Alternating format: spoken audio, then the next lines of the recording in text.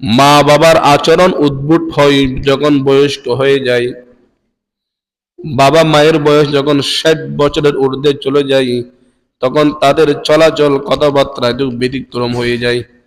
আপনি তখন টকটকে যুবক, অনেক কিছু আপনার সাথে মিল খাবে না, ফিট হবে না। বাবা বলে একরকম, আপনার চাহিদা অন্যরকম।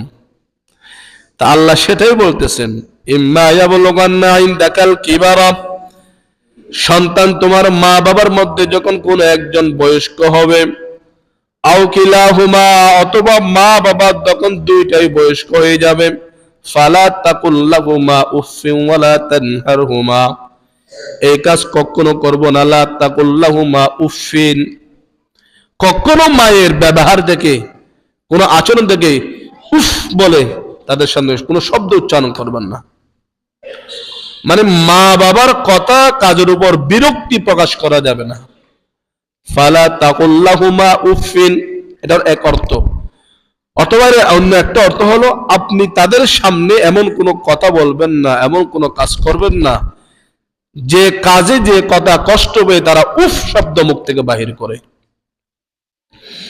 ফালা তাকুল্লাহুমা উফফিন, মুসলমান মা বাবাকে কখনো উফ শব্দ ব্যবহার করা যাবে না, খারাপ শব্দ মা বাবার সাথে ব্যবহার করা যাবে না। তুই বুঝিস না, বুড়া হয়ে গেছিস, অনেক সময় বলে তো। আর বয়স্ক মানুষ যেটা বুঝুন না সেটা নিয়ে কথা বলবেন না। ফালা তাকুল্লাহুমা উফফিন, মা বাবার সাথে খারাপ ব্যবহার করা যাবে না। ওয়ালা তানহারহুমা, ধমক দিয়ে মা বাবাকে চুপ করা যাবে না, কথা বলবেন না।